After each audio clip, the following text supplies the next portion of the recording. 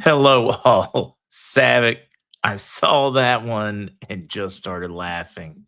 Savick with a funny one for us this morning. Post, have you ever looked in the mirror and said, oh, hell no, that can't be right? Just this morning, Savick, I looked in the mirror and said, oh, hell, ain't no way somebody can be that sexy. Arr, arr. I couldn't resist, man. That was just too funny when I saw it. Hello, Bernard, Angela. Hello, Mouse, Mitts, Grand Risings. Let's see. Are we closer? We'll get there on the Prime Minister. Let's see. Didn't know if you know, there's 30 seconds of live commercials that we have to watch after you come on. Had no idea. I guess YouTube followed Twitch's lead on that one. Hello, Denise. Good to see you in the house. Hello, Tony. I hear you. I hear you, Jay. Hello, Let It Shine. Hello, Turd Ferg. Sharon. Too sexy for my shirt. Too sexy. Hello, Mr. Beard of the Treesh. Finn. Tink. Gravity. Warp Drive. Hello, Hoops. I see the squirrel and the moose. Why hasn't Iraq elected their prime minister yet? They say they're electing it today, and it has been very quiet on the news front. We know that they are ensconced in meet. Well, I shouldn't say they were going to elect it today. They were supposed to, the coordination framework, the largest one, which basically gets to anoint who becomes prime minister, meetings today to pick their candidate. So the reality is, even if they pick their candidate today, it's probably still another couple of days before they seat them as the official prime minister. I do expect that would be very much expedited to get them sat. One of the things they need in order to, with the declining oil revenues, they need to seat somebody so they can finish their government so that they can approve borrowing from the CBI to help pay the bills right now without the oil revenue. There's a lot of pressure in Iraq to get that prime minister sat. This is, my opinion, while ugly and human lives are at stake, this is forcing Iraq to poop or get off the pot in a positive way. Just break out a little Machiavellian thought there and think, do the ends justify the means? Do the means justify the end? Blah, blah. You got it.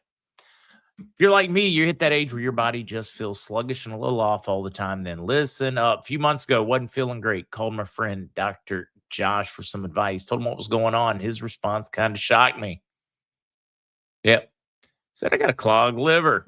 Now, I knew the liver was important for detox, digestion, energy, but I had no idea how easily it can get overloaded. Processed foods, alcohol, stress, all of it adds up, leaving your liver clogged and your body struggling. And here's what most people don't realize. Your liver is the command center for your whole body. It affects metabolism, hormones, your skin, your energy, everything. When your liver's backed up, you're backed up. But when it's healthy, you feel clear, light, and alive again. That's why Dr. Josh, who's been a practicing physician for over 25 years, created Ultra Liver. The doctor formulated blend with ingredients like NAC, milk thistle, taurine, berberine, TMG, designed to help your liver cleanse and recharge naturally. Over 500,000 bottles sold and thousands of five-star reviews later, people everywhere are seeing real life-changing results. Started taking it myself, and within a short period, within just a few weeks, noticed the difference, saying goodbye to things like that chronic fatigue, bloating, feeling slow, foggy mentally, energy coming back, skin looking better, feeling like myself again. Best in years. I'm loving it. If you're ready to unclog your liver, flush out toxins, and finally feel like your body's running the way it should, you can go try it by tryultraliver.com/MarkZ and grab your bottles today. Right now, Dr. Josh is running a sale up to 50% off if you use that link.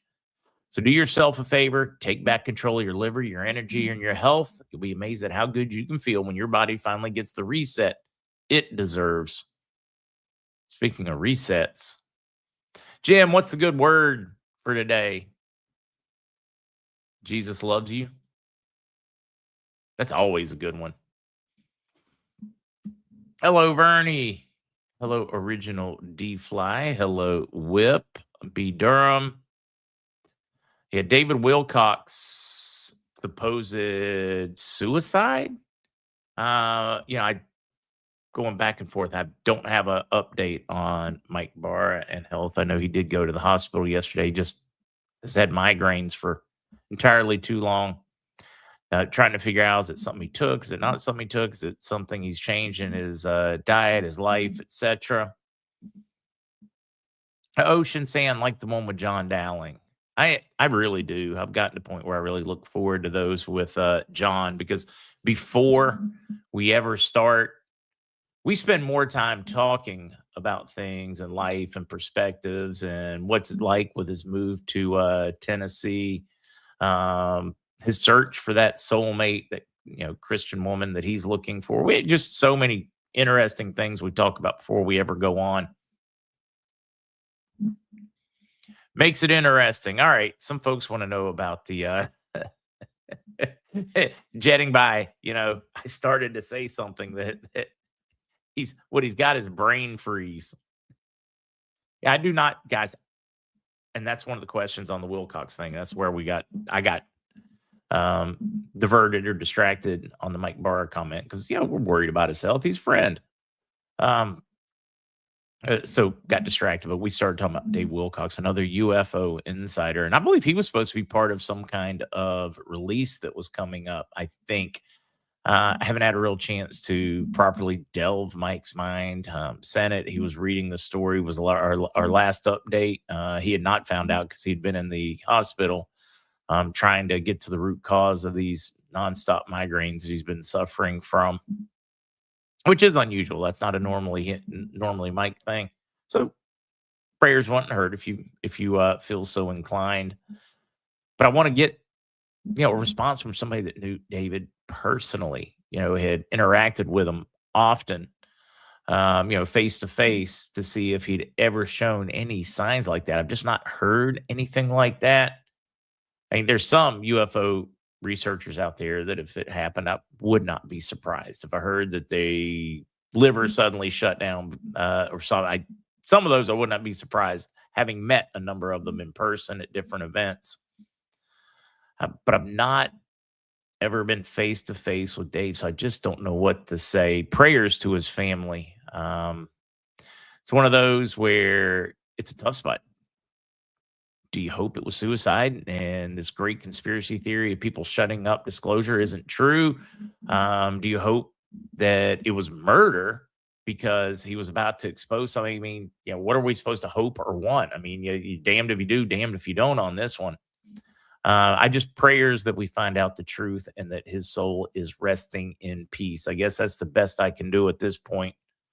But it is. You look at all the disappearing folks in the UFO world, the scientists, the NASA group.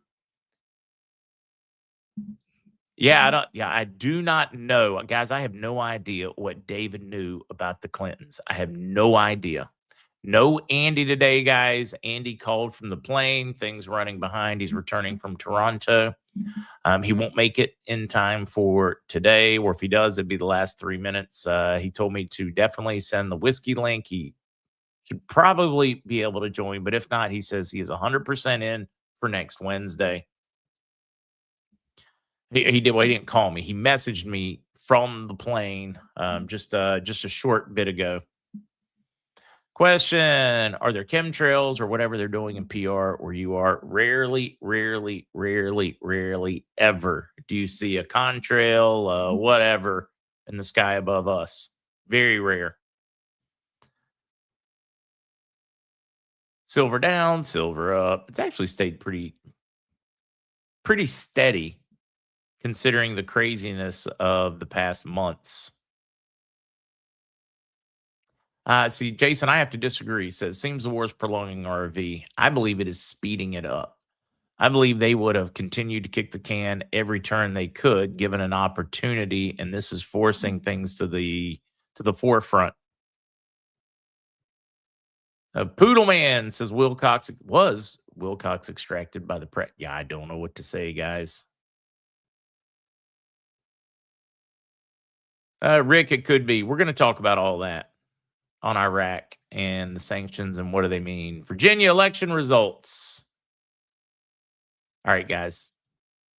Did anybody expect that to come out differently in Virginia? Anybody?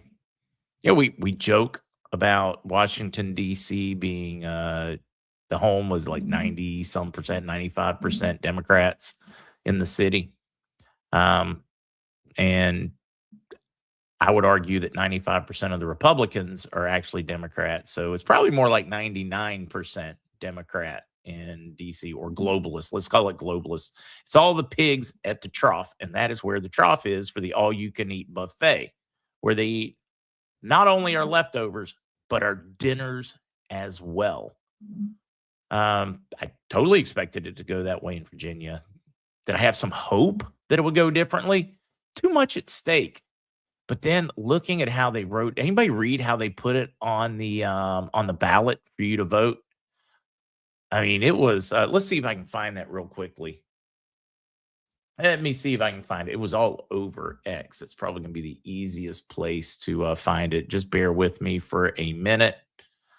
Think I can find that for you. I don't need that one.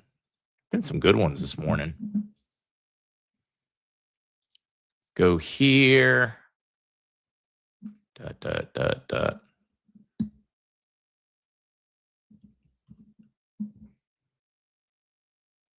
Boom. It should be here somewhere.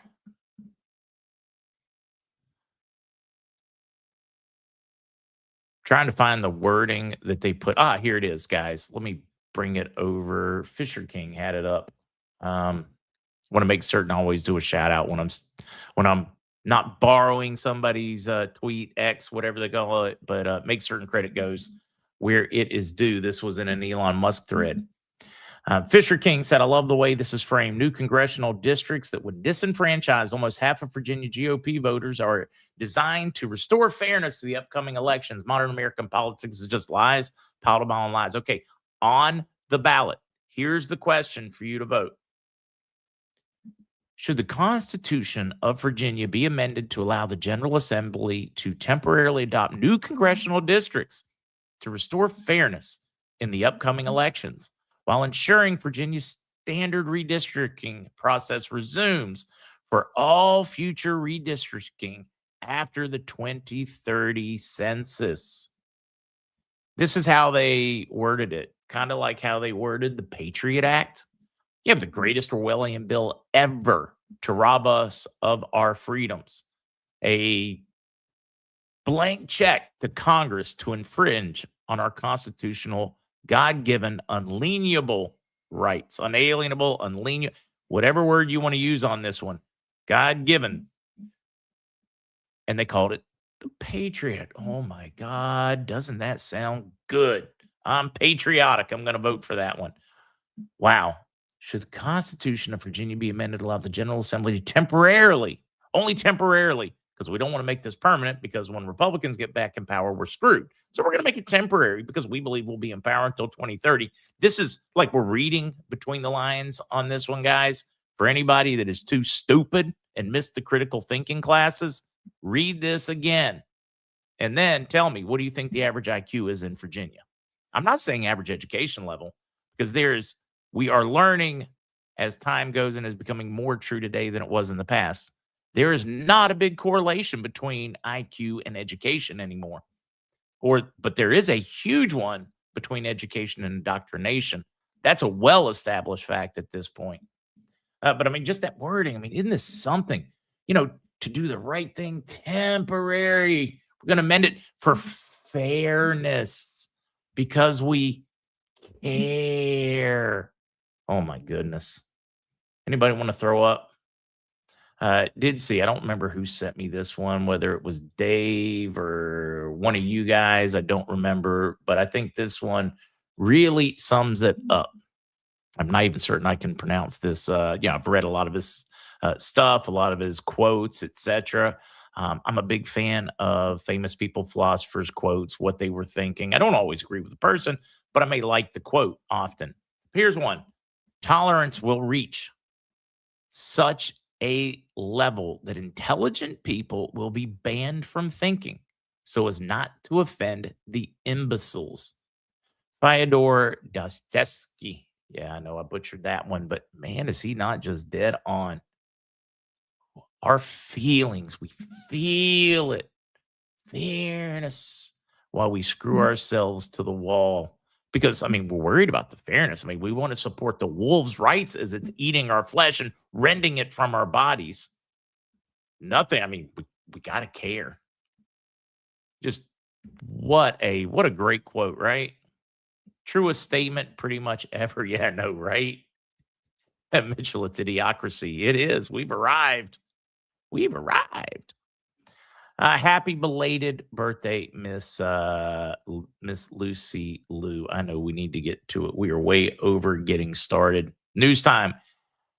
A lot of bond folks, a lot of meetings. I still don't have a confirmation that somebody has real liquid spendable money at the street level. That's your bond update. I could get into who had meetings, where had meetings, different groups, but it is absolutely static until one of them gets at the street level. I mean, getting a number of reports from bond groups that paymasters have money to distribute this week, but I've yet to see that distribution. So keep it in the hopeful bracket for now. Marlene, thank you for that. Very appreciated. And now we're going to head off to Iraq. Government advisor responds to U.S. suspension of the dollar shipments to Iraq. Saleh breaking it down. If you're in the regular banking system, if you're doing international banking, if you're businesses, nothing's been restricted. They've restricted it at the street level, which, depending on which expert you talk to, is about 5 to 7% of the U.S. dollars used in the region. But it takes that 5 to 7 of illegal money and removes it from the table largely. So Saleh is just letting the cash dollar allocated to passengers through airports has a ceiling. This is basically the people that are allowed to pull cash street level, average citizens, day-to-day transactions. This is where a lot of that fraud occurs. They aggregate it. You know, 2,000. You get this person to get 2,000. You get that person to get 3,000. You get that person to get 2,500, and you got a team. Doesn't take long, and it's meaningful money.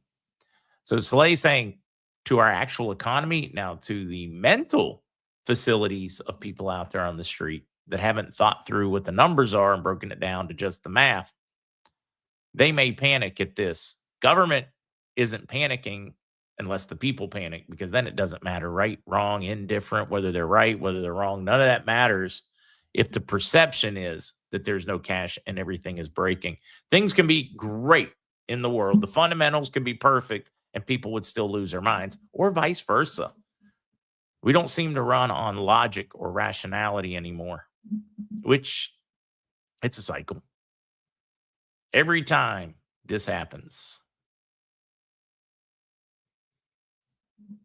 I'm sorry, I was reading you folks talking about David Wilcox. It is interesting for me. Okay, let's get back to it. Here's another one. Another economist from Iraq. Will Iraq be affected by the suspension of dollar shipments? Economist answers, its share is only 7%. So 7% of the dollars. What they're saying is, guys, we can work through this one. It's okay. Stop panicking. It's a concern, but it's not a death knell. Because of the factions, Washington blocks transfers of $500 million of oil money to Baghdad. Now, this is a concern.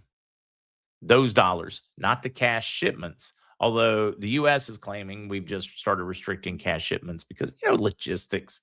It's not a safe zone to be flying in C-130s of printed cash, which they do regularly to the area. Has anybody stopped to think about this one? Currency requires it to flow, so it has to come back to channels. It has to go like this, right?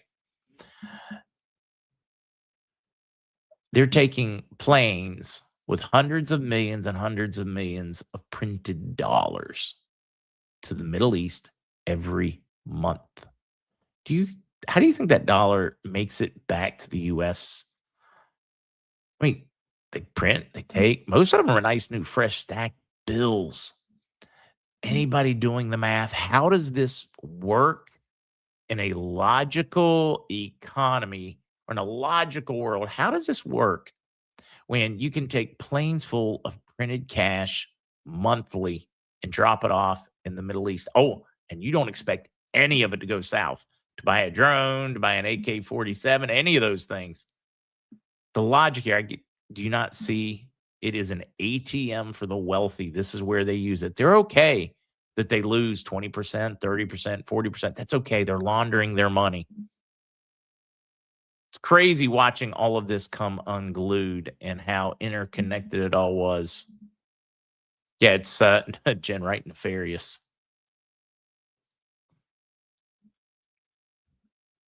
Yeah. Jacqueline, that one's great. I hear people are just dying to get into the cemeteries. Al Kadimi, stopping dollar shipments is an American blackmail that affects Iraq's sovereignty. Former member of the Parliamentary Finance Committee, Moeen Al Kadimi, described the recent U.S. decision to halt dollar shipments to Iraq until the formation of the new government as a political blackmail, an attempt to interfere in Iraq's internal affairs. Yeah. I also bet that he thought when his mother told him no pudding until he eats his meat, no dessert until he eats his dinner was blackmail as well. I guess it kind of is. But there's nothing nefarious about the U.S. using that trigger. They're just like, look, we're not going to finance terrorism against us. It's our money. You don't get it. It'd be kind of like the person going and trying to shake you down because they need to go get a new, they need to go get some crack around the corner and insisting you give it to them. You're like, yeah, no, clean up your act. And if you need to borrow money, I'll let you have it. No problem. Is that person blackmailing the crackhead? Or is that person being responsible? Isn't it kind of crazy how some things get termed blackmail when you want them to give you the money as opposed to what is reasonable and rational? Going, a lot of those funds go to terrorism. There'll be bullets to shoot the people we have there. So yeah, screw you. You don't get it. Clean it up. Then you can have some. Phrasing. Your point of view changes everything. We need a show about bolivars. Curious, G. Roldan, you're going to have to do one your own. Start a channel, do the research. Time is hurting for all these folks. But it'd be great to have a show on it. It really would. I just got to figure out where I can poop the 15, 20 hours to do the research, do a proper show on it. So I do it 20 minutes here, 30 minutes there, and over time, I'll be able to do one on it.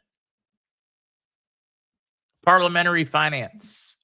Borrowing to finance expenses is contingent on the formation of the government. Guys, this is the one I was mentioning earlier or alluding to.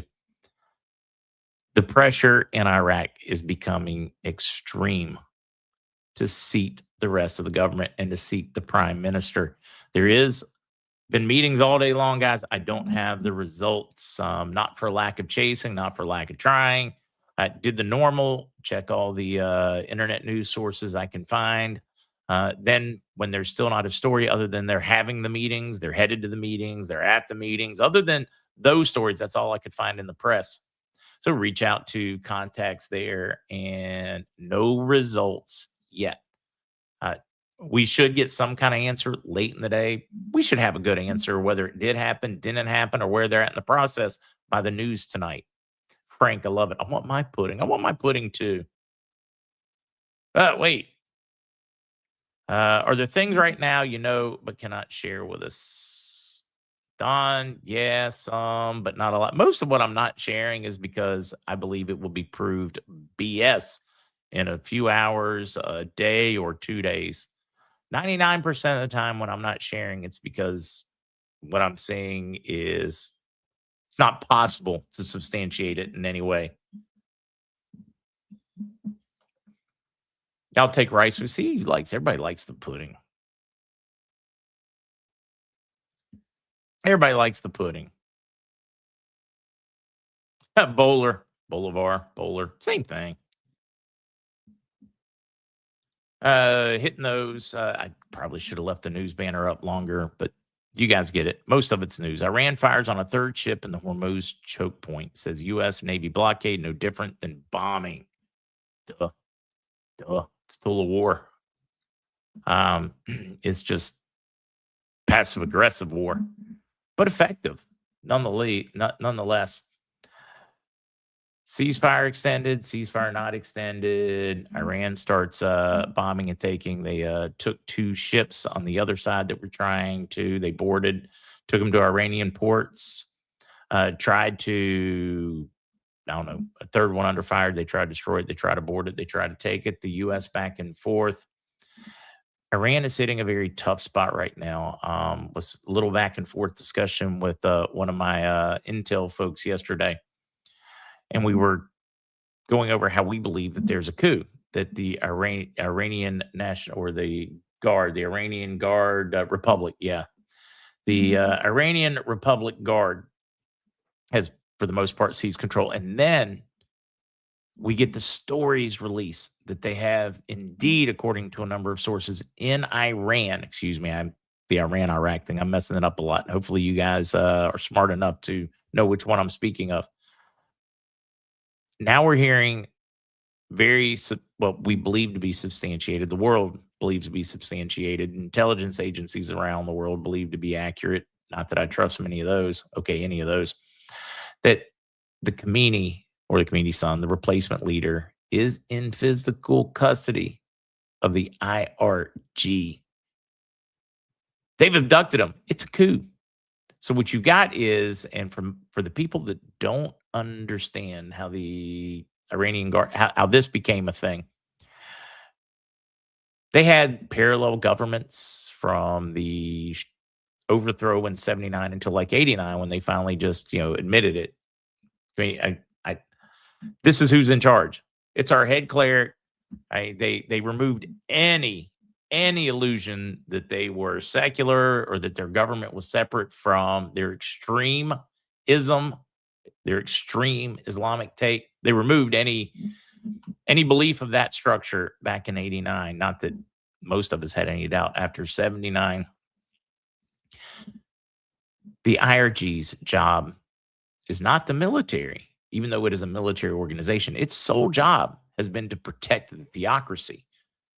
But now it looks like it is taking over the theocracy. In the past, there were checks and balances.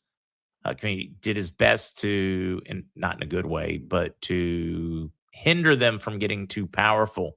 But with the change, and this has been talked about in political circles and intelligence circles around the world for 20 years, 30 years. The person who supposedly took over after the supreme leader was killed, his son, he's gay. He's not liked because of that in those circles. Now they've abducted him. Who's in charge? So Trump playing that game, who's in charge? Who do we talk to? Competing stories. Everything he's told us that the world has said that he's crazy about is appearing more and more true. That, we've been having negotiations. Not with some of the groups that you think we should have negotiations with because, well, they're not in power anymore. Why would we have negotiations with them?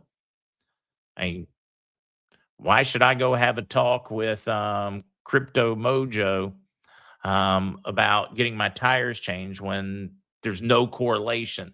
That's just, crazy example, but you get the idea here. So is it a ceasefire? Is it a wait for collapse? I believe the Trump administration is waiting for Iran to go ahead and collapse under its own internal pressure right now. So we're going to get onto that one. Tehran timeline. Iran has 15 days until its oil industry begins full shut-ins, where it takes months. You got to crank everything back up. You don't have room for storage. You got to shut down your wells. You can't leave stuff in. You can only keep so much in containers, meaning they are shutting down. Much of the world's industry is already shutting down, making the U.S. and the Americas, Canada, the U.S., Venezuela, pick all the regions, oil-heavy regions in the Americas, they are gaining massive power right now. That whole Monroe Doctrine, right? Monroe Doctrine 2.0. So huge pressure on Iran. Financially, it is getting huge as well. Of course, the blockade, no different than bombing, because they're saying that we only can last so many weeks. They've got it shut. Why is this not war and bombing? Meaning Iran does not appear to be in any way honoring a ceasefire. So do you think the U.S. is really honoring a ceasefire? Or is this just rhetoric for the markets when he says we're going to lay it and then futures shoot up? Because it doesn't change the outcome, period. It appears to me that they are settling in for a couple weeks to watch Iran implode under its own weight. And between here and there, we're probably going to have a lot of just crazed rhetoric back and forth as everybody guesses at what's going on. Europe and Brussels needs Iran's oil. We don't. Exactly, Dave. Exactly. I see people asking questions on the David Wilcox thing. We'll get to some of that. Again, we will have Zester for that digital tech. I have no idea what he's going to discuss today, guys. China aggressively selling oil in recent weeks.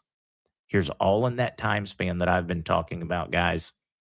We knew there was a reason why China had accumulated a cool 1.5 billion barrels in its strategic petroleum reserve. The reason become the world's strategist petroleum reserve reserve when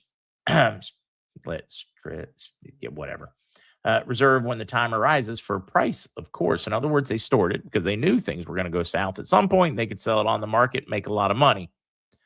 China basically selling insurance, and they've been selling this at the rates and making good money, but putting more oil on the world market and, in effect, lowering the extremes on price, but also making an extreme profit for China. Well, they're running out very quickly, both because of what they've sold domestically, but they've sold to other countries. And they've taken a lot out of demand from various countries, offered aggressively in tenders, trades. Call them bribes. Don't call them bribes. Call them whatever you want. But they only have a couple weeks left, and it crashes about another 3 weeks tops. And they have to stop because they won't have enough and keep any for themselves. That's why I seem to think that why not? If I'm a strategist, like in the old days when you would take a castle or a keep, you just surround it and deny food going in or out until they starved themselves out and wanted to make a negotiation. Why assault it? Just cut off the ins and outs, unless they have like internal water, food, where they can go years and years and years and never worry about it. Because in the siege approach, it has a timeline. People can only go so long without sanitation, without water, without food, without medicines. So it's a siege, kind of like tariffs. So how's this one going to end? Because we know financially they're running out at an extremely quick level. We're already starting to see the coup. We're already getting stories from inside Iran that the IRG has taken hostage the leader. Great time to sit back if you can and just watch the craziness, because it's coming to a finish. It is very quickly coming to a finish. Do we have the patience to watch it come to the finish? Still reading a few of those. Okay, what else? Oh, this I found interesting. Ranked central banks buying and selling gold in 2026. Buying and selling. Biggest buyer? Poland, Uzbekistan, Kazakhstan, Malaysia, Czechia, China, Cambodia, Indonesia, Serbia, Philippines, El Salvador. All of these countries hedging their bets as they watch it unfold. Or are they preparing for sound money? I was told a long time ago that the big countries would aggregate early and the smaller countries would aggregate towards the end, right before the reset. Really does seem to fit with that one. Of course, you know how prophecy works. Say it, and sooner or later it's going to, stop clocks right twice a day. Is that it? Or is this exactly what we've been looking for happening? I was told it would get crazy, it would look like the end, and then bam, I was told the bond market would start its implosion. I was told we would start seeing other countries start aggregating gold towards the very end. Man, it is like everything I was told to expect 20 years ago was finally happening. Finally happening. The craziness in Virginia, we talked about this early on. Virginia voters approve a redistricting plan that favors Democrats. Not kind of, sort of. I mean, takes like 9, some crazy number of seats away from Republicans. The plan aims to give the Democratic Party 10 out of 11 seats in the House of Representatives. Yep. Totally sounds fair. Like we really needed to redistrict. Really, out of fairness, we needed to redistrict. My ass. Anybody that believes that crap. Anybody that believes that crap. I got a lot of stuff I could sell you. No, I couldn't, because in good conscience, I wouldn't be able to live with myself. I'm a believer in the win-win philosophy. You should leave the table and everybody should walk away with the win. Find that middle ground. Just either through voting, through manipulation, and this really is. You're not going to like to hear this. Many conservatives aren't going to like to hear this. But let me give you a little dose of the truth. We don't vote in midterms. Some do. Some care enough. But the rural voter, the working class, rarely vote in the midterms. Just not that important in our minds. We're still thinking about, getting to work. Got to finish that deck for Miss Jones. We're back ordered at work. Something to take care of. We got other things to do. Kids' soccer game, practice. Don't have time. It's just not that important to us in an off year, for the most part, historically speaking. And the Democratic machine, or the globalist machine, because it's really not about Republicans or Democrats. It really is about that machine, the two sides of the uniparty, or the uniparty. They know this. Like, are they prepared in case they need to cheat? Absolutely prepared for it, in my opinion.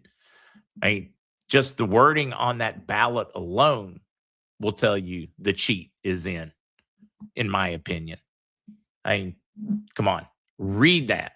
Read how they phrased it. If every Virginian is not offended, other than the person that wrote it, and even the person that wrote it totally knew what they were doing. They totally said, wow, we have like an IQ of like 69 in the state or something. They're too dumb to figure it out. And the ones that are too smart are too brainwashed, because they can't admit that they're brainwashed and used. It really is it is something. Virginia, this be a really good time for the West Virginia movement to gain more of the counties in Virginia that just got screwed out of their representation. I'm Virginia. I would go ahead and grab the t-shirt, man. No taxation without representation. And, what do you just put on it? Big middle finger and a shirt? Big middle finger. No taxation without representation. Because you have, for the next minimum until 2030, when it reverts, folks in Virginia, conservatives in Virginia, do not have a voice. They quite literally took 90% of your vote, of your influence, and flushed it. I think we need to do more than pray, Fred. I think we need to pray about what we need to do. What does this guy have to do with getting deported? Oh, wait, what does this guy have to do to get deported? Al-Qaeda-inspired terrorist who plotted to blow up the London Stock Exchange stays in Britain on human rights grounds. I can't go back. He's a convicted Islamist terrorist. He plotted to blow up the London Stock Exchange, killing large numbers of people. But we care so much that we can't send them back. Just, guys, they may do bad things to them. The guy that wanted to blow up your stock exchange, crash your financial institution, overthrow your entire government, lead to the uprise of all the people because they can't eat and starve because their entire financial system collapsed. Yeah, that guy you're keeping because you have a big heart. But they're worried about the dissent that Kanye may cause by doing a couple of concerts during a festival. Anybody paying attention at UK. Fortunately, I don't know if it was inspired by Ireland or people just hitting a point in this insane game where they're just done playing it and it's time to sit down instead of stand up and just say, no, I'm not participating. I'm out of here. Like, what does it take? But they're finally starting to stand up, and maybe this will be the trigger where they stand up. I'm not calling for them to rise up and overthrow their government. I'm asking for them to sit down and say, I don't support you. That's crazy. No, it's a magical world when somebody's taking advantage of you. Learn to say no more. It would be cathartic. It would be healthy. UK, more of you need to say no. A lot of you are. And more of you are standing up or sitting down, whatever you want to call it. Conservative targeting. SPL, the Southern Poverty Law Center, indicted by Trump DOJ for fraudulently funding the KKK and other extremist groups. Southern Poverty Law Center was indicted on federal fraud charges that accuse it of illegally raising millions of dollars to pay informants in white supremacist groups and other extremist groups. According to Attorney General Todd Blanche, said an Alabama grand jury returned an indictment on April 21st with 11 counts of wire fraud, making false statements and conspiracy to commit money laundering, according to the Justice Department. Acting Attorney General Todd said that the SPLC used paid operatives within extremist circles to incite and intensify racial tensions, arguing the group fostered the very threats it claimed to fight. The SPLC is manufacturing racism to justify its existence, Blanche said in a statement. Using donor money to allegedly profit off Klansmen cannot go unchecked. This Department of Justice will hold the SPLC and every other fraudulent organization operating within the same deceptive playbook accountable. No entity is above the law. Federal grand jury in the U.S. District Court for the Middle District of Alabama brought 11 charges against the nonprofit, including 6 counts of wire fraud, 4 counts of bank fraud, 1 count money laundering. The indictment covered the years from 2014 to 2023. It alleged that Southern Poverty Law Center, SPLC, paid at least $3 million to at least 8 informants affiliated with the Klan.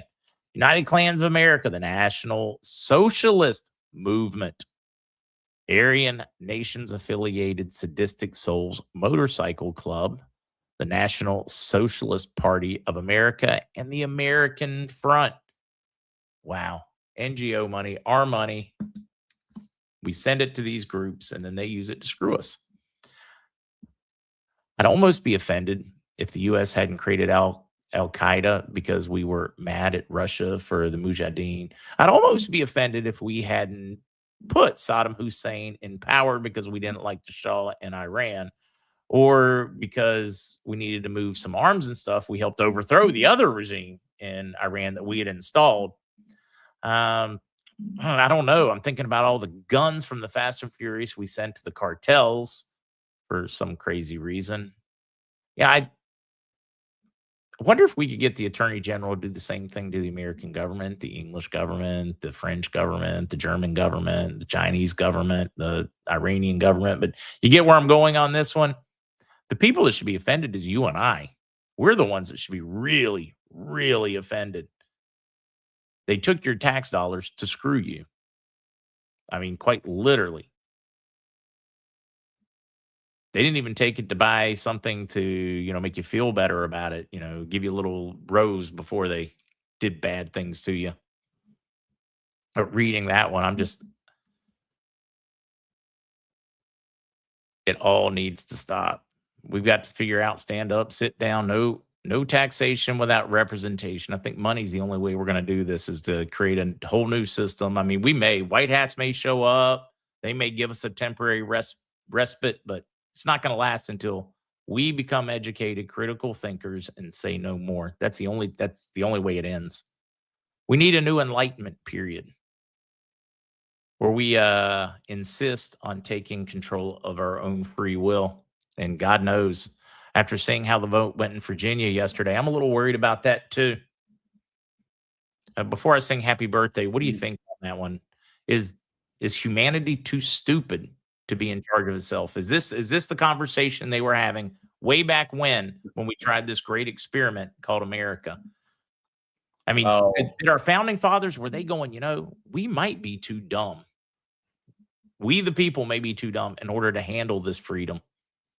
Well, that's been the philosophical debate over democracies and republics since the time of Socrates and Plato, sitting there and debating it in Greece. But And good I morning, guarantee you, everybody. Socrates and Plato, when they were discussing Greece, they were probably looking back at some other philosopher from 2,000 years ago or 3,000 years ago, going, boy, I wonder if they were having the same conversation Yeah. or, I think that one's going to be one of those eternal questions of humanity until it no longer is.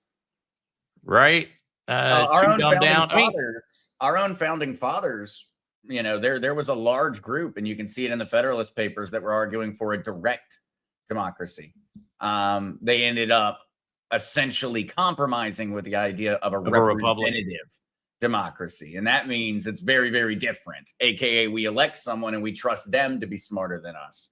A direct democracy would be us actually electing people to do exactly what they said they were going to do, which our founding fathers argued that they didn't even think was a possibility.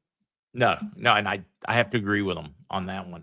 Now, the Jefferson though and Franklin, they argued for it. They believed in an enlightened agrarian society. They believed it was possible.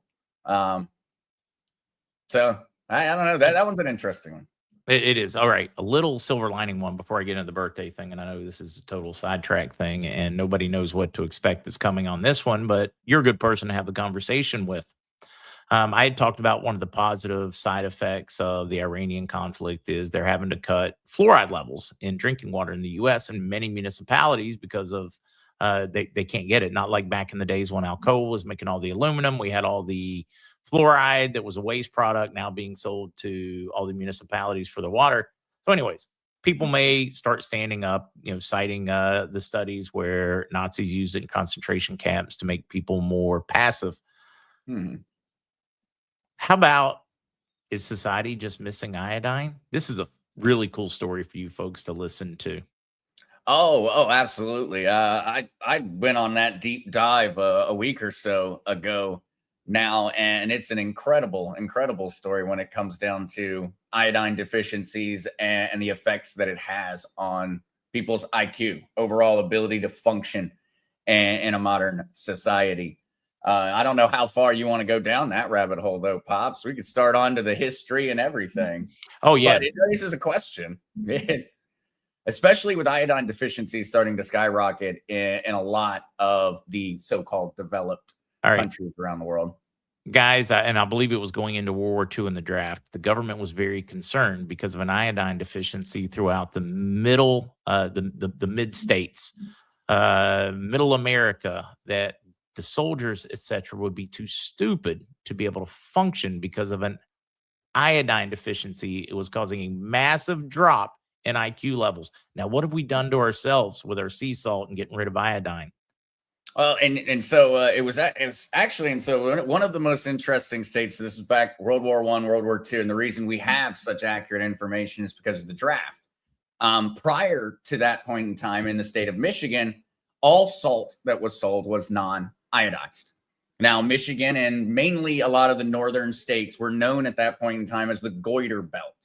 Goiter is what's caused by a lack of iodine in your diet. Your thyroid starts to literally expand, trying to find more iodine. It's quite horrifying to look at the photos of. And in the case of pregnant women, when pregnant women didn't receive enough iodine, it would result in cretinism in their children, which is a very, very, very severe form of a mental disability.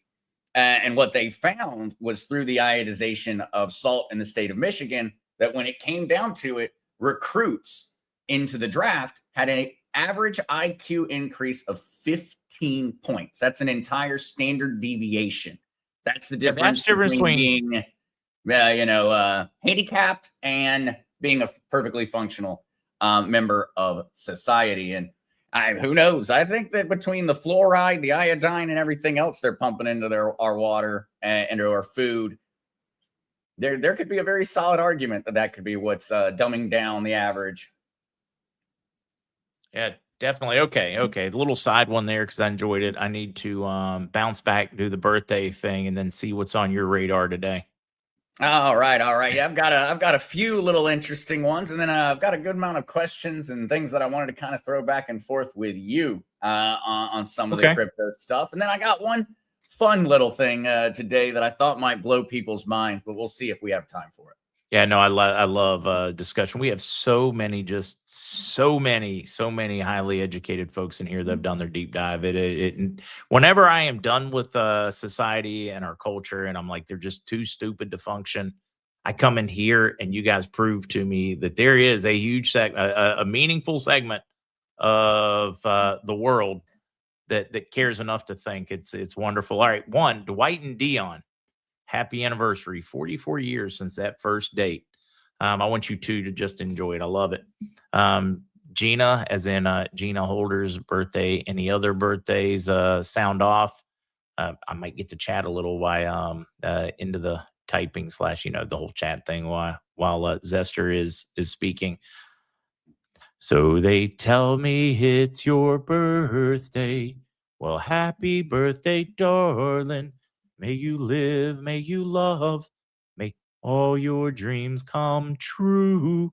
Happy birthday, happy birthday, happy birthday to you. To all those celebrating, enjoy it and anniversaries. We're still here. I don't even think we're halfway there yet. Let's have a little fun. Boy, I had fun yesterday too. All right. Now what what's on your radar? Oh, well, of course, we've got green markets once again on the crypto side. And so that always changes the mood in the room because we've got Bitcoin back above 78,000. XRP managed to get up to $1.50 the other day. It's at Whoa. $1.46 as of right now. And so definitely a lot of positivity going on account of that. We also, though, got a very, very interesting update from the White House. And so let me pull up that screen real quick. This is something I covered on Monday over on the Crazy Kryptonaut because it actually ties all the way back to the Bitcoin Act that we had talked about and that I had presented back, I think, in late 2024 on the original MarkZ had started talking about the Bitcoin Act and what it included because it included the revaluation of gold. And well, just a few days ago, we actually got an announcement from the White House on that subject, something they had not given us an update on since back in 2025. And so, as always, I like to just kind of check out the charts at first, especially when they're all green, give everybody an update on where things are currently sitting. As I said, we do have Bitcoin back up and headed north, up 6.2% in the past 7 days, currently tickling around the idea of passing $79,000. There's been immense amount of sell pressure at 78,000, immense amounts of sell pressure. XRP, similarly, up 6.7% in the past 7 days. What most of the different crypto type analysts are actually pointing at in regards to why we're seeing a little bit of a boom. At first, they claimed that it was on account of the ceasefire regarding the reopening of the Strait of Hormuz. That didn't end up panning out. So it seems like they were not necessarily correct with going ahead and associating that there. What is most likely occurring is that we are seeing a massive devaluation of the dollar. And that's why we're starting to see a lot of positive price action on the crypto side, because we're also seeing it over on things like certain stocks, other assets doing the same. But let's jump to, well, the one that had me super excited on Monday. I think Trish and Kukla and everybody that was over there on the Monday stream could definitely attest to that. I woke up very excited to start my week on account of this. So the White House to outline plans for the strategic Bitcoin reserve very soon. Patrick Witt said the White House plans to make announcements on the strategic Bitcoin reserve soon, revealed that they have actually been coordinating with Congress to codify Trump's executive order for quite a while. Now we just haven't been being informed about it, as these have been in the background, considering everything else going on. And so What does this mean? What does it end up discussing? Well, the important thing here is that we are set to receive in the next 2 months the updated Bitcoin Act. Now, for those who remember my previous presentations on that one, the Bitcoin Act called for the creation of a strategic Bitcoin reserve for the United States. And it planned on paying for that through the revaluation of the United States Federal Reserve Bank gold. Remember, gold is valued at $42.22 per troy ounce by the Federal Reserve. And so this would result in the Federal Reserve at current dollar values through the revaluation of gold. If we just assumed that gold was going to stay exactly where it's at somewhere around $4,750 an ounce, that would result in $1.2 trillion needing to be remitted back from the Federal Reserve banks to the United States Treasury. And so I had covered this one back in the past because, well, we know when it comes down to it, the revaluation of assets, in many ways, especially with our currency, precious metals are going to be an important part of that. And so we finally got the update for 2026, and we got a reconfirmation that we are going to be hearing about this from the Trump administration, and a reconfirmation that we are still on the same exact timeline. As Senator Cynthia Loomis puts it, it is Genius Act, Clarity Act, and then it is the Bitcoin Act. And the Bitcoin Act is where we see the revaluation of United States gold. Undoubtedly, this would result in the revaluation of gold globally when you consider that with just what we know, there's somewhere around 8,333 metric tons of gold held by the federal banks. That's just what they tell us. Now, I know some folks think that maybe it's lower than that. Some folks think that it's higher than that. Well, that's the number we've got. With just the revaluation of it at exact current market value, we would see about $1.2 trillion be returned to the United States Treasury. Absolutely massive. And so this was our big update on that side. We hadn't heard much about the Bitcoin Act since 2025. We did end up seeing that the bill was reintroduced from 2024, where it called for the revaluation of gold. It was then updated. There were changes made to the bill when it was reintroduced for 2025. It continued to include the revaluation of gold. And what we're hearing is that the new Bitcoin Act, whether that's the Bitcoin Act of 2026, 2027, whether they change the name or whatever, is intending on continuing to include the revaluation of gold inside of it. And so that's particularly exciting when you consider that it's the public conversation. It's being discussed in legislation in front of the Senate, in the House of Representatives. We are no longer having a conversation about revaluation just on YouTube channels and things like that. We're having those conversations at the highest levels of government. And so that is one that I am particularly excited about. Unfortunately, all we know is that we're going to be getting the information soon. The largest takeaway from this, though, and what I think is probably the most exciting point of it, is that what we're seeing, and we're already seeing this in regards to the Clarity Act, we are seeing the government acting as if these bills have already passed. And so what do I mean by that? The SEC and the CFTC are already enacting the Clarity Act as if the Clarity Act has passed. Now, for those that don't know, regulators and these type of bodies never do things like that, because that is really a hindrance on their expansion of power. The SEC is getting cut off at the knees over this, and yet they're going ahead and enacting the Clarity Act policies before the bill even passes. We're also seeing the White House now starting to prepare for the Bitcoin Act and its progression as if the Clarity Act has already passed. I think that there is a lot of stuff going on in the background in regards to this legislation that we're just not being informed of, because it is not normal for the government to go ahead and start enacting legislation, start enacting new rules on a piece of legislation that may or may not even pass.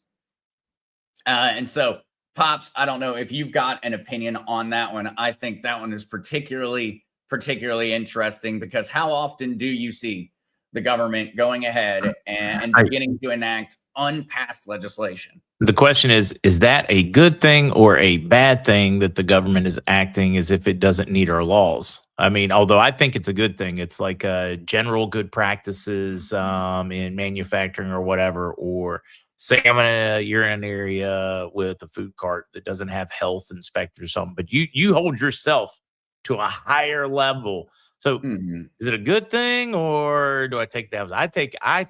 Me personally, they are counting on these things being passed in those. So in other words, we already know where we're headed because they're already acting upon what their accepted new framework. I Yeah. guess that's my take. Well, they laid out the path, and that's just what it seems like. They're going down the path. We know the path is stayed the same. Genius, clarity, Bitcoin Act. Bitcoin Act's what gets us the revaluation of gold, and what will most likely bankrupt the Federal Reserve banks when they have to remit that much money back. And so we know the progression. We just haven't been a party to the conversations going on in the background. So I do wonder whether there's not more agreement across the legislators on some of these bills than what we're seeing, because during this interim time, we are seeing institutional dollars. We're seeing big players accumulating massive amounts of certain cryptocurrencies. And in that regard, it to me feels like these things are just kind of being delayed for us. That they're not actually delayed. Yeah. Oh, just stop and think about what's being accumulated between crypto, gold, physical, whatever. Some of these, like, especially when I'm looking at like stable coins and stuff. You got a number of stable coins that are bigger than other countries' entire economies, bigger than central banks. Mm-hmm. Yeah. No, absolutely. And when we come over, and so I'll pop into some other articles on that one. We're at a current point in time where essentially retail cryptocurrency, retail us is what I mean when I say that. The average person buying cryptocurrency, buying gold, buying silver, any and all of those different things, we have essentially capitulated, at least in cryptocurrency in particular, because of how transparent the blockchain is. We can see it. Retail investors are no longer buying, not on average, because, well, we don't have the money. At this point in time, when it comes down to it, it's a matter of paying the bills, paying the rent, paying for the car, being ready to be able to put those new tires on. If you've got to, we don't have money to be investing into the market. And what we've been seeing now is, while the cryptocurrency market has essentially traded sideways for the past couple of months, not really going up, not really going down, during that time period, institutions have been buying like crazy and accumulating massive amounts of certain cryptos. In particular, XRP has seen a massive concentration occur over this time period. Whales have quietly seized a record 32% of XRP supply during this time period. Whale addresses quietly staging one of the biggest XRP accumulation waves on record as retail sentiment sours. This Of is course, something if you're you seeing have across every XRP, crypto. this excites you. This is like a magic moment. If you Oh, have those currency, those cryptos. yeah, absolutely. Absolutely. It's definitely going to benefit the folks that have held on, but we're not just seeing it in XRP. Bitcoin, when you look over at MicroStrategy, and that's Michael Saylor over at MicroStrategy, they're at somewhere over 800,000 Bitcoin accumulated. They continue to buy billions of Bitcoin essentially a month. On the side of Ethereum, we're seeing hundreds of thousands of Ethereum being purchased by a variety of different central banks and different company treasuries. We're seeing the same thing occur over on Solana. Primarily, we're seeing it in Bitcoin, XRP, and Ethereum, but we are seeing it in some other cryptocurrencies as well. XLM has started to see fairly positive movements from institutions starting to add it to their treasury. And so, at this point in time, we really are seeing a massive change in how the crypto market is functioning. In the past, us, retail, we were really the main driver of the market.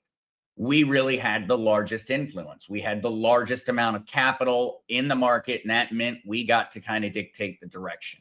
That is no longer the case. Institutions and mainstream adoption has gotten to a point where retail has essentially fallen silent in comparison. And that is very, very exciting for the overall growth of the markets, but it also means that there's a shift in the mood. It's a shift in how cryptocurrency is viewed. As I've talked about, 2026 is the year of full on crypto putting on its business suit. We're no longer going to see cryptocurrency as, well, that thing that kid down the road, won't stop talking about. We're going to start seeing it as that thing that's sitting there on the major financial channels that is controlling and dominating global finance. And we're going to start viewing cryptocurrencies in the same way that we view corporations, where we're going to want to see, are you profitable? I wouldn't buy shares of stock in a company that loses hundreds of billions of dollars a year. It wouldn't seem like a good investment. People are going to start looking at cryptocurrency that way. And that's why we're seeing that in its beginning form, and it's from these institutional players. It's going to change the entire landscape, but I think it's a very clear indication of where we're going. We're seeing so much on the crypto side start to come together between the revaluation of gold and the tokenization of gold and silver, which I think is probably even more important. We've talked about that one. It's a fundamental change to the value proposition of precious metals.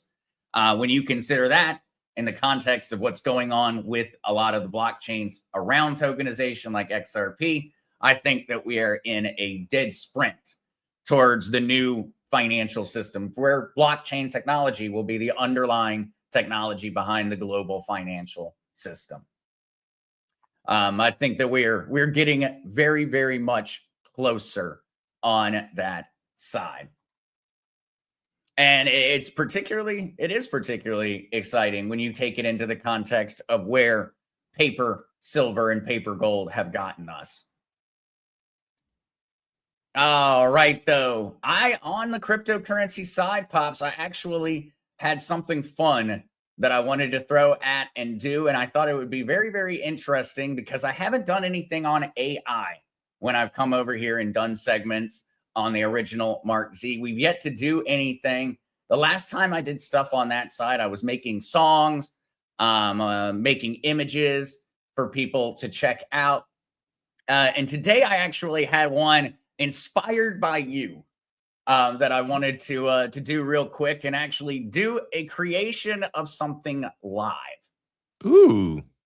And This might so be fun. I thought, what might be the most impressive Coffee and Claude time for us to go in and do? And so what I came up with, and I thought that you might enjoy this, is I thought we might make a MarkZ video game real quick. Game. All right. I'm curious. Video game real quick. And so I went ahead and I put together a prompt. And so I'll go ahead and I'll throw that in and then I'll read it off to everybody. We are going to build a browser game called Gold Rush themed around the MarkZ show, where I catch gold, silver, Bitcoin, XRP, Iraqi dinar, and Vietnamese dong in a coffee mug while dodging fiat and the Fed. And I thought that this might be something very, very interesting for people to see, is just how far AI has gotten and the type of things that are possible. And so at this point in time, it's going to create an interactive model rather than a full game. It is a full game rather than an explainer widget. So he's going to build it as a standalone HTML artifact with a canvas-based gameplay. And we're going to see how all of that works out. But I thought this might be very fun to show people what all is starting to be possible. And especially while we watch it, I wanted to go through some of the statistics. At this point in time now, 20% of all management level work in the United States has been replaced by artificial intelligence. And that's just where we're at this point. Yeah, think about that. 20%.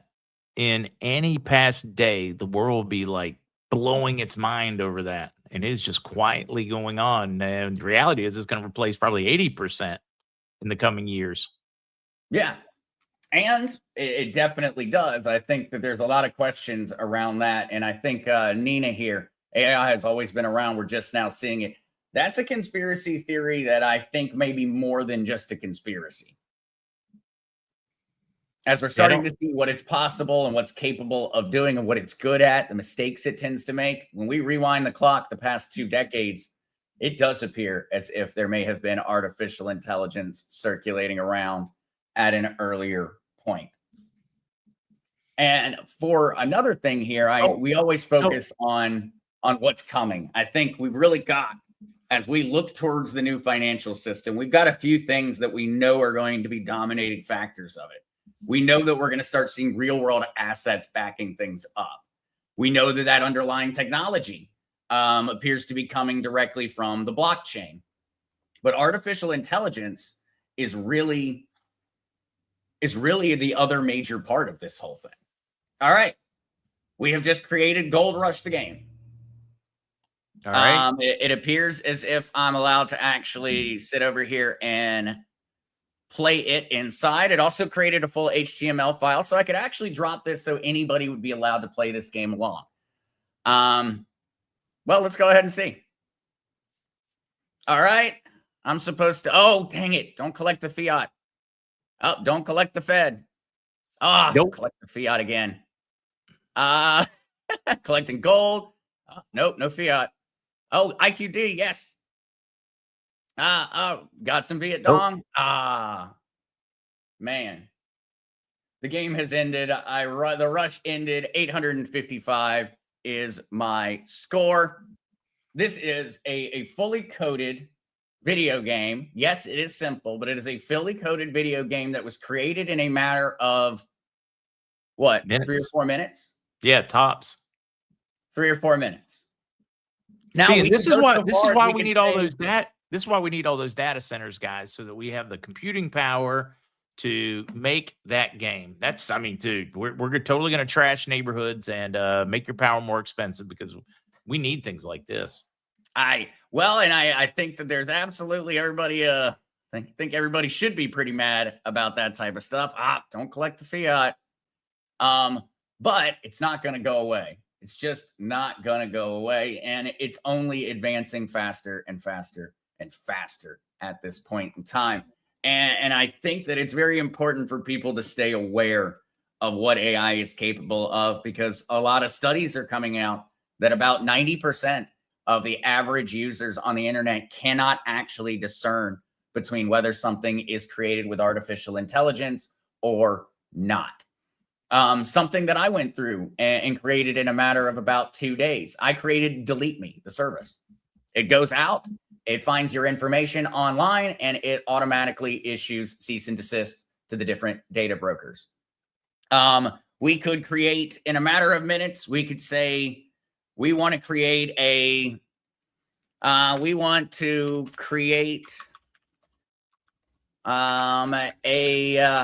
widget that is capable of tracking the exact value of IQD, VND. What other ones do you want? We got Iraqi dinar, Vietnamese dong. I was going to say the Indonesian rupiah. Indonesian rupiah. Got any other ones we want? Oh, you got to add an H to the back of that A. Yeah. Silent. Any other ones we want to track? I don't know. You want to add, let's see. Did you throw Venezuelan? Yeah, you already did. No, I'd run with that one. No, I don't have the Bolivar. Oh, Bolivar.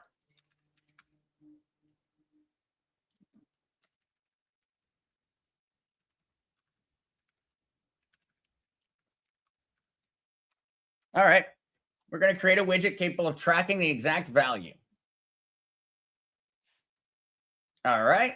And so, yeah, it does say, so we have a hard time getting exchange rates and exact values. Let me verify the best 2 no key options actually work, cover the currencies we need. It's going to go through and do the full figure out of everything. At some point, you won't waste your time using AI to create a widget. Do it. You'll just ask AI. You'll just say, "Bam," and it will just break it down. It's like that in between step, like between I don't know MS DOS and Windows, where it's going to become even more. You'll just say, "Hey, computer, track these values for me and update me every so long." You won't say, "Hey, computer, create a widget so that I can plug it in to track these things." It will become more and more streamlined, is what I'm getting at. Just like online banking has gotten easier, Yep. online apps have gotten easier. Everything, it's that interface is going to get more and more intuitive until more and more of the interfaces now are AI. They figure out what you want. Yeah. Oh, here it goes. It's even going to create a revalue calculator. That way you can actually throw in how much you have of each of the Oh, different wow. currencies in USD in order to get a finalized Now, value. think about AI new, because we've been talking about MarkZ in a previous one, that this is actual a MarkZ audience use case that it would be good for that. I mean, this Yep. is And I do. I want people to see these types of things because it's just it's scary. It's very, very scary. And a lot of what's coming in the future, I think, is going to be scary. We're finally getting access to some incredibly, incredibly powerful tools. This is Claude. This is Claude, or Anthropic would be the company behind it. And there are lots of people out there using it. Lots of people. Yeah, it is currently building the Dinar Watch currency tracking widget. We're getting so excited about digital currency. What happens when electricity goes out? Same thing that happens now when the electricity goes out, the whole world shuts down. When we talk about these digital currencies, use them to pay online bills, things like that. Same things you can't do now when the electricity goes out, but it needs to have a walk around, whether it's a gold coin, a silver coin, a platinum coin, whatever coin, or a bill that you can look at and verify it represents a guaranteed amount that is not being hypothecated. That's where the whole fractionalization comes in. And well, here we go. It has created the MarkZ show Dinar Watch, IQD, VND, IDR, VES tracked live. And so this is currently in a kind of like a beta format, but I could sit in here and I could go, what if I had that many IQD, I'd have a lot of US dollars currently. But so it's capable of going through, creating all of that. And then I could, of course, actually have it create one at the new rate where it would be capable of then showing the old rate versus the new rate. There are free versions of just about everything out there. And so there's a free Claude. It'll probably be more limiting than some of the ones that are that are paid for naturally. But this is something that's capable. Most of the different AIs are capable of things of this nature, from ChatGPT to Claude to even Grok and things of that nature. They are all capable of doing stuff like this, and it's truly just the beginning. And so as we move forward, we're looking at a world where things are about to be entirely different. We're going to have a new financial system. We're about to have essentially an entire change to the idea of what's possible. It's an interesting time to be alive, right? Is Claude free? Cost? No. There is a free version of Claude. There is a free version of Claude, and then there are other ones. Yeah, I use Claude Code to assist in the developing of software. Essentially, they're capable of doing just about. Yeah, somebody asking if you got your license to be a broker, and that answer is a no. Nope. Sean wanting to know what that site is. It just Claude CLUAD? Yeah. It's just Claude. But I'm just reading through all the different comments and everything. Back to the Future movies. Yeah, it is. But yeah, this is really nothing. Y'all have an idea? I can spit it out in a matter of minutes. Let's do this though. Okay, with what you just created, How long would that take a group of human developers to reproduce without AI assistance? And this is what's terrifying, because this is the reason that essentially this would have taken 4 to 8 hours with a mid-level developer. Something that was created in a matter of minutes by a guy, me, who could not write that code. Yeah, but yeah, with a very experienced developer, maybe 3 to 5, you know. A small 2 to team 4, of 2 cut to it in 3 half. developers, 1 to 2 days. Wow. Without a AI assistance, 2 to 3 days solo, 1 week for a team. Yep. And those things are just popping straight out. And so I don't know. I was thinking there might be something fun if folks had ideas of things that they wanted built, or things that you know, had good ideas for different things to be able to send them along. D Rambo, Zester, can Claude create something to install on my phone to reroute spam calls to the FBI phone line? I'm so tired of the spam telemarketers. Okay, well, watch this. Yeah, Okay, maybe because of telecom laws, it may not be allowed to, but I don't know. Worth an ask.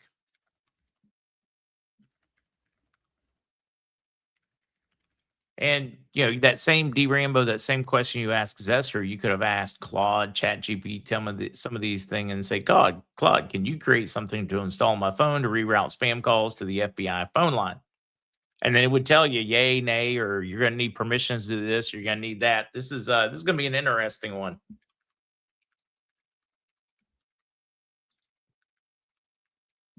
And for those looking for the web address, ask the internet the same questions you're asking us in chat. Just take that same chat, put it in your search engine. It will find it for you very quickly. Yeah, it even said that, because it even said, because of the community regularly targeted by you know, things like QFS wallet type folks and our broker type things, fake IRS, Fake crypto recovery. QFS. And so it's like, yes, this could actually be very, very okay. We cannot legally reroute scam calls to the FBI, and so that one's unfortunately out. And so the app will be called Scam Call Report Builder. You'll log the call once. It'll generate a write report text for all of these other different ones. It's replicable, lawful, genuinely useful version of what D Rambo is asking for. And so now it's going to go create an app called Scam Call Reporter in order to start handling the issue. It really is. D Roger Hawaii, that's what happens if a mistake slips into its programming. That is actually a very scary possibility. And matter of fact, just a few weeks ago, there was actually a Claude update that was set to release, known as Mythos. Mythos was set to release, and then it was pulled from the public because what was found was that Mythos was capable of going in and breaking Pentagon hard security protocols. And so they weren't allowing us to have access to Mythos, because essentially anybody with access to it could have easily gone ahead and started trying to take down, say, NORAD systems. NORAD, NASA. Oh, wait. Our election centers, because we now find out that all that data is online. I mean, somebody could write a little program like this. I could probably write one with this to and even ask it, I need a legal way to exploit voter data that can be found online. I mean, you could probably write a whole app that would just go and mine all that stuff that's not even supposed to be out there. Yeah. Yeah. Yep. Yeah. And P Rose, that is the danger. Do we use this as a tool to complement our mental capabilities or a crutch to be dumb? That's going to be individualized no matter what we do.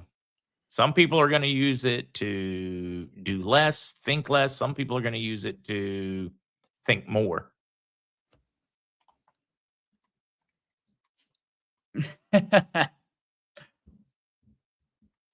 For apps that waste scammers' time, scroll to the bottom. And so, yeah, what it's going to do essentially is you're going to log the phone address, and then it's just going to harass them back.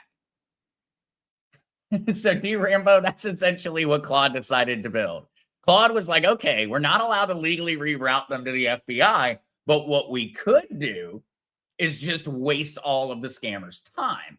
And so it's going to log the call, and then you're going to be able to go through, immediately report it to all of the different necessary places, and then you're able to come in and you could have Lenny. Lenny is a free chatbot that plays a rambling old man. Forward scammers to Lenny, and then Lenny's just gonna sit there and waste their entire day as Lenny just walks them around in circles for hours. About that loan approval. Lenny will probably have him on the phone for like 6 hours trying to get the information and asking stupid questions. Yeah. But so, yeah, it literally generates an automatic report. So you just put in the phone number of the person that tries, the scammer that's trying to harass you. It's then you put in any flags about things that you heard during the phone call. It generates the report. You then send the report to the FTC.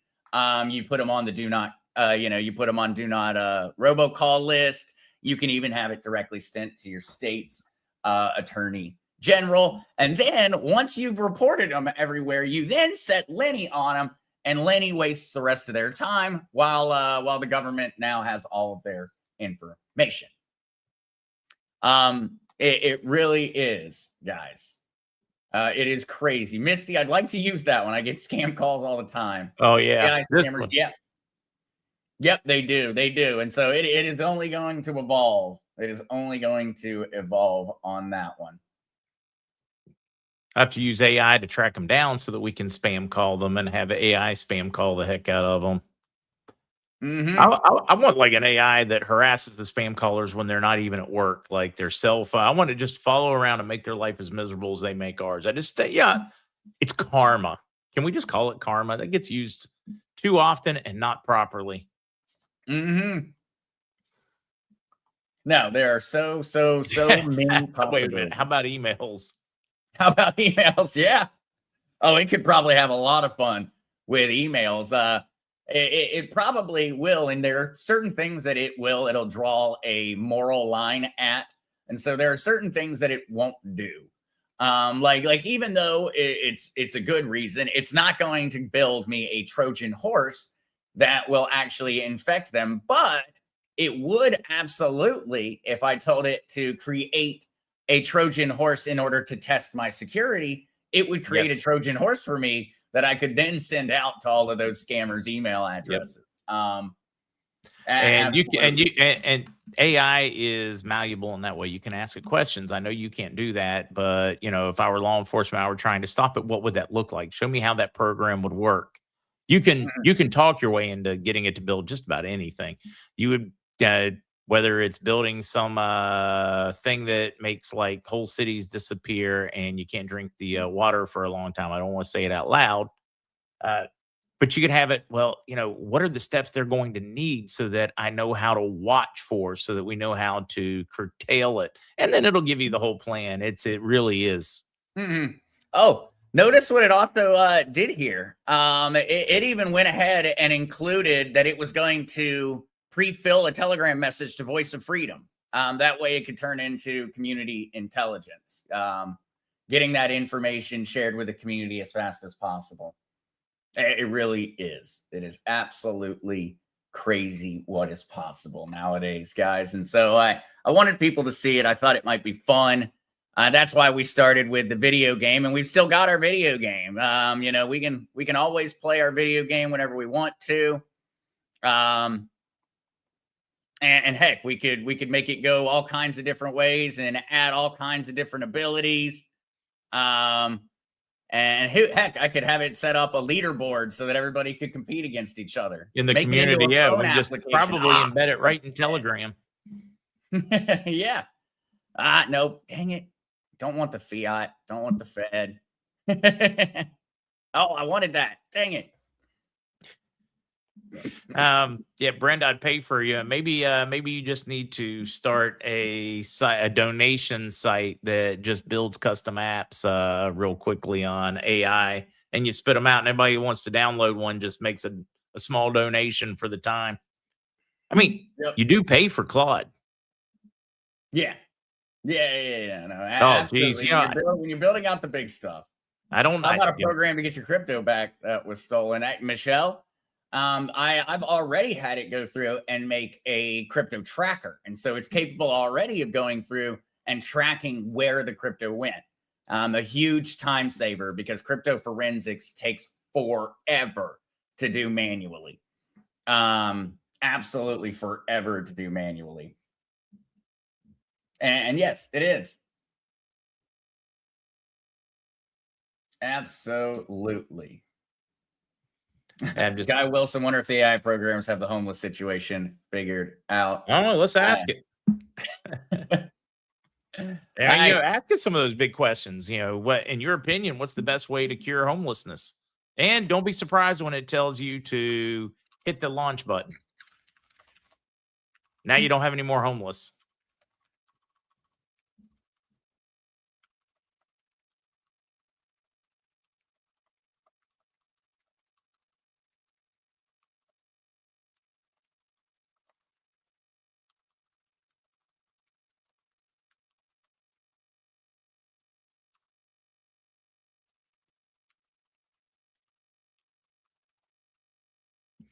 Yep.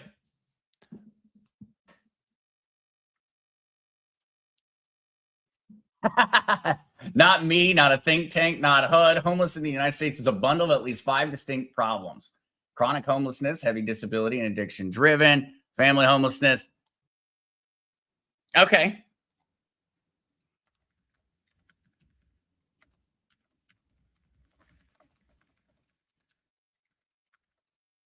Oh,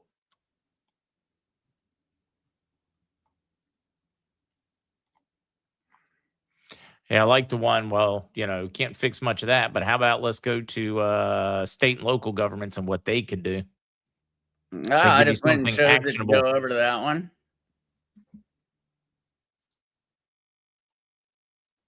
Investigative. Yep. Yeah, how do Now you it's going stop to the go fraud create a in 30 to government? 40-foot page with real sources citing a plan for a state level or local playbook on how to solve homelessness.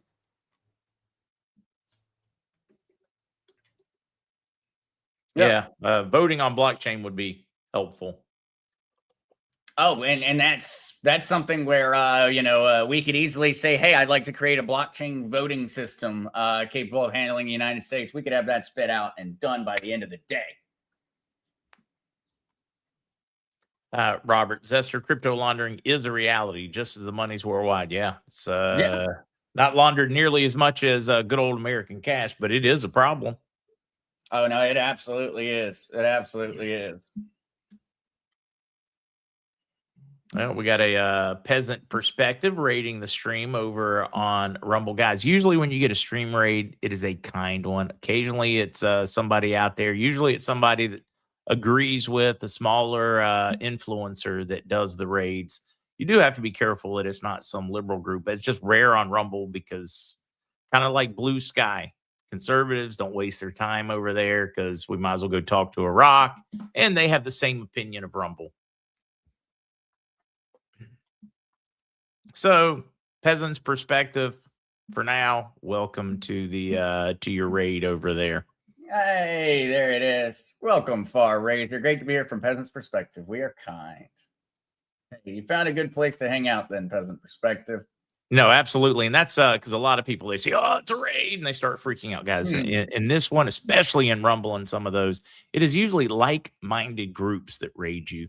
Let's say it's the tail end of one of their podcasts, or maybe they're beginning, and they come raid you guys first, send the crew there so that they still build some community and like community between them. So, welcome to the show, Peasants Perspectives. I really should do that more often as a bigger streamer because of the influence level that goes with it. And that's really weird for me to say bigger. Um, but we should do that. Like over at Patriot Rising, Jeremy, there's so many great small ones out there. Jeepers, Creepers. There's so many that I think if people would listen to them, they could get some unique perspectives. So I need to get good at that, better at that, I should say. Mm-hmm. Franco, I like that. I'm just looking forward to becoming my own bank.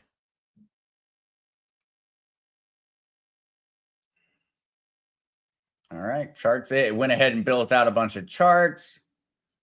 Patriot, speaking of Patriot Jeeper, there he is. Zester is they're a free, safe crypto wallet. There's a number of them. Patriot Jeeper. And so when it comes to free wallets, you just have to remember they're going to be software wallets known as hot wallets. Now there is, in terms of what I like to use, is I like to use MetaMask. MetaMask is free. It was created by a group of, I believe, Stanford and MIT students back in like 2014 or something like that. MetaMask goes into all your browsers. It's an app for your phone. It's free to use. Does great. There are plenty of other ones for different blockchains. You know, over on Solana, Phantom is a great option. But when it comes down to it, just remember that free wallets, yes, it is self-custodied. It is your wallet and your crypto. But your wallet is connected to the internet. It is reliant upon that connection in order to operate. And so, in the long term, you want to start looking towards a hardware wallet, and those are going to cost you a few dollars. But I use soft wallets and free wallets all the time. There's absolutely nothing wrong with it. You just remember, hey, when you're done with something and you're done using it, you log out. You don't go leaving it sitting on places. You don't go connecting it to sketchy websites. But there's absolutely nothing wrong with those free software wallets. MetaMask is always the first one I recommend for Bitcoin, Ethereum, and a variety of other blockchains that it provides services for. Sugar Mama. Oh, that's what I was trying to highlight for you. yeah. That one's a good one. Sugar Mama says, what does AI have to do with all these data centers taking over our valuable farm ground in the Midwest? Well, they're taking it over for a variety of different things. AI data centers require a lot of water because that's essentially the way that they're cooled. And so that is one way that these data centers are affecting farming. Also, they're massive facilities when it comes down to it. And so there's also just a general real estate conversation to be had. Yeah, the biggest influence I've seen on agriculture is the amount of water that they require to keep cooled. And look, guys, we still have the next great engineered crisis is going to be a lack of fresh water. Yes. You're going to need to ignore in the United States that just the Great Lakes alone are 20% of the entire world's fresh water supply. You're going to need to ignore coffers. You're going to ignore the fact that you live on a planet that is 2/3 water. Yeah. Oh, and for because, those because the rich are buying up water rights. Water rights. I mean, is this something that occurs naturally in nature? Water rights? Engineered crisis in the making. Clean water that's free of microplastics and everything that else might be different. Easily start to become more valuable than a gallon of gas. Very quickly. Depending on where you live. Yeah. In the United States, we have a huge advantage when it comes down to that one. We're very water rich in comparison to a lot of other places around the planet. Now, I guess if I were having this conversation and I were from, I don't know, the middle of the Kai region or desert northern Africa or in the middle of the Sahara or something, this may be a very different conversation. Yeah. And for this is a great question. Ellen Rose Peach. And due to the large water, what is the reasoning for trying to build in the desert? Here in northern Arizona, many are fighting one they claim hard. We are a drought state. Well, you may be a drought state, but what you are particularly rich in is solar energy. And a lot of these data centers are relying a lot on because power grids won't take them. And so they're having to go towards states where the states are willing to essentially give them electricity rates low enough. And so I would imagine that that's probably one of the reasons. They're in northern Arizona. They're probably getting offered extremely low energy rates to build there. Yeah, I like that. Groundwater is a concern, and that's a reasonable concern in some areas, but there are other areas where that is not a concern, where they're blocking wells making you block them, changing it, giving you incentives to get you over to city water off your well water. That's and that's a twofold thing for the cities. It's control, but it's also revenue for them and control. It makes you think you need them. Oh my God, I got to be in the city because otherwise I got to have a well. And oh my God, that would be a problem. Wait, Yeah. septic. I got to move in town where I've got city sewage. Access to the public infrastructure. Yep. No, absolutely. We're not made to live in those big and mega cities, guys. That is an unnatural for humans, but it happens all the time. Oh wait, I may have messed you up and took that one off. Oh no, you're just fine. And well, that's a great faith, family, freedom forever. Zester, can you post these links so that we could use these? That's where I could make a little website where I could put all of them out and on there. And I've thought about it. The idea of an open source, all free applications. Just going through and recreating all these things that they're charging us money and they're selling to us. Going through, spending essentially a day to recreate the entire software and then just making it free.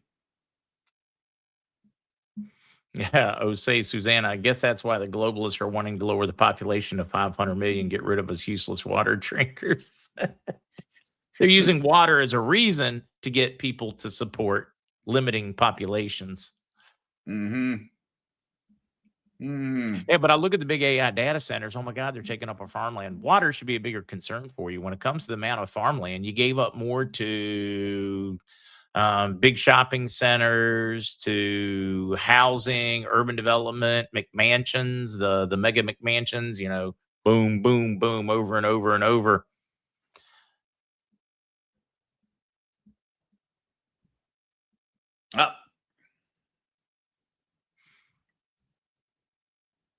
Yeah, when I listen to the AI data center one, it's a valid concern, folks, as to why you want some in your neighborhood, depending on where you live, things like that. I totally get it. I do.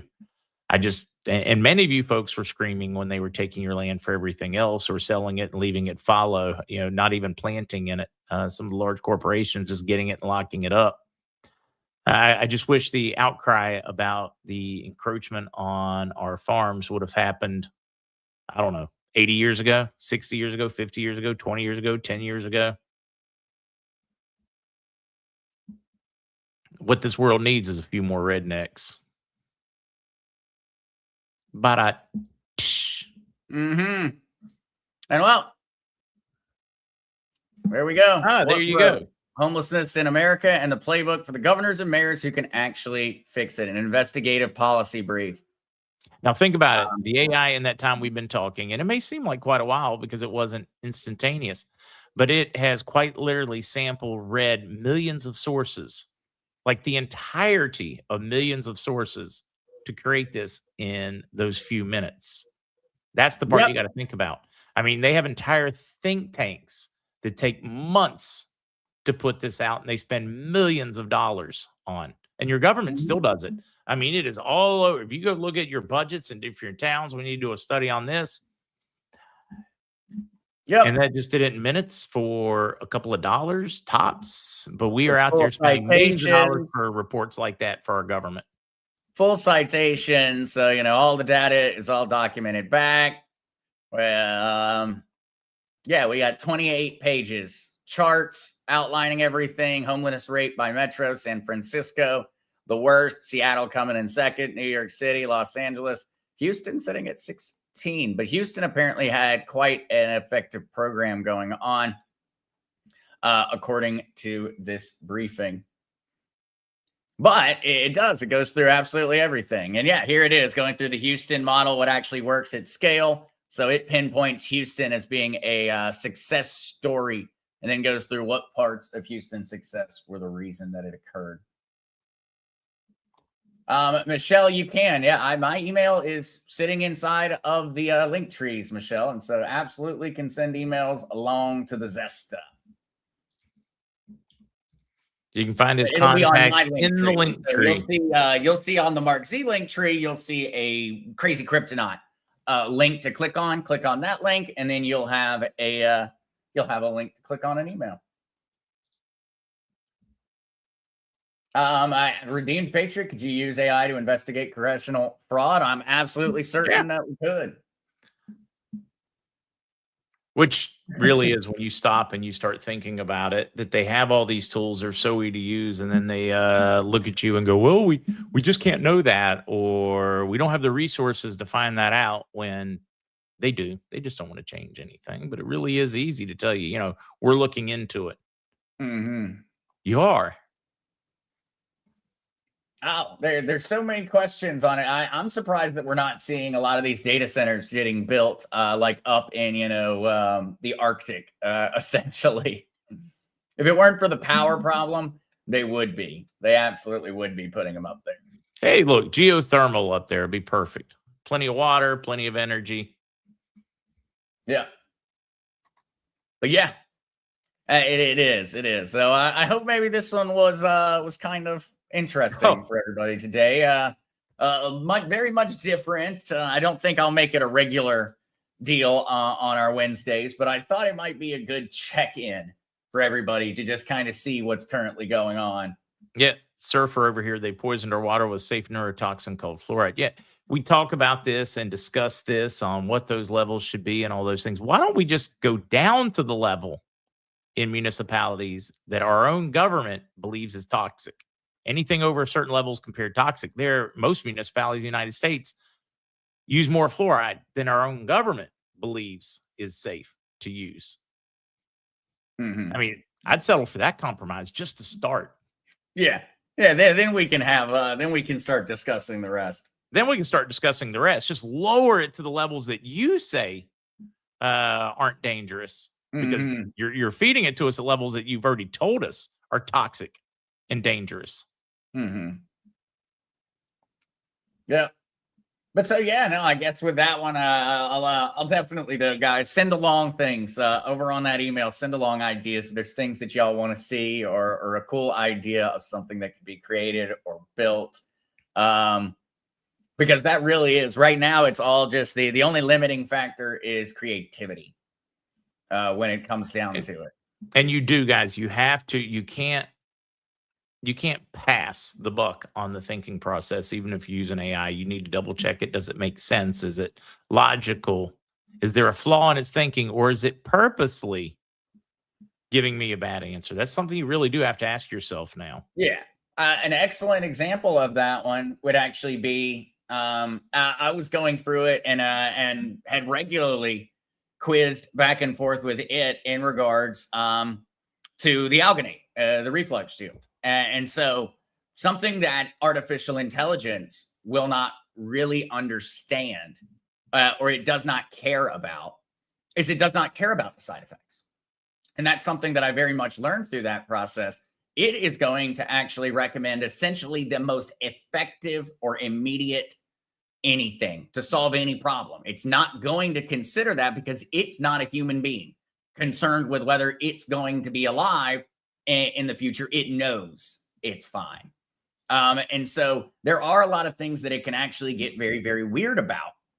And it can be hyper illogical on, because it will actually start essentially making a plan, making an entire decision that in its mind is hyper logical. And that's something that you have to remember, that it's not human. No, you need to train your AI to always think. Yeah. You have to train it to think. Say, hey, you have all those same weaknesses and strengths of being a human being in a human body. Yeah. You got to remind it often. Yeah. No, yeah, you absolutely do. And so there are things that you've got to constantly be double checking and triple checking with, because things that in your mind would be considered like a heart, I don't know. I'll give you like an example type deal, like a skin rash. Now, if skin rash, and there's a medication out there that is guaranteed to get rid of the skin rash, but the side effects include death, paralysis, and all these other things, the AI is going to say, well, that's a guaranteed solution. That's what I would recommend. It is not going to consider that you are treating a rash with a medication that could kill you. It's not going to. It doesn't think that way. It is trying to solve the problem. The problem is rash.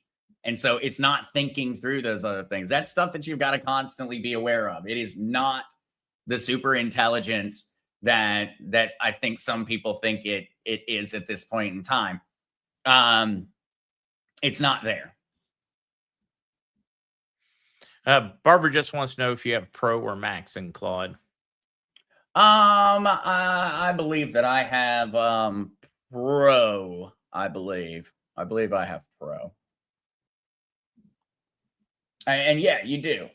You absolutely have to. Ellen wrote a speech. You have to tell it to put humankind's best interests at the forefront. You have to tell it and explain it things like, hey, I would like to create something, but I would like to ensure that there are no negative side effects. And those negative side effects that I mean are, could this, and this happen? And then AI is going to take that. It's going to slam that into its logic, and it's going to create it the way that you asked it.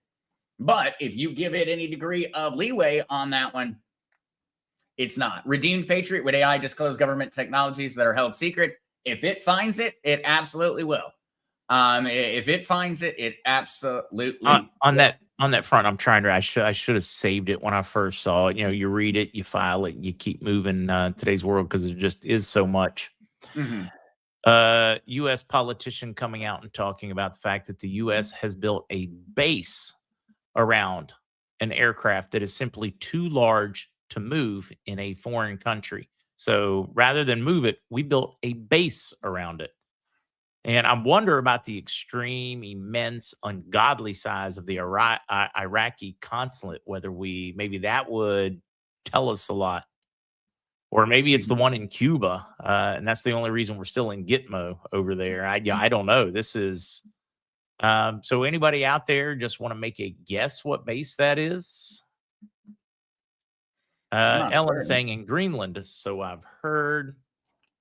I'm just kind of the more and more disclosure we get, you get multiple politicians now coming out and saying, yeah, we just got briefed in the last month or so ago that we have an alien hybrid program. We have many ships. Oh, we have a ship that is simply too big. We had to build an entire military base around it.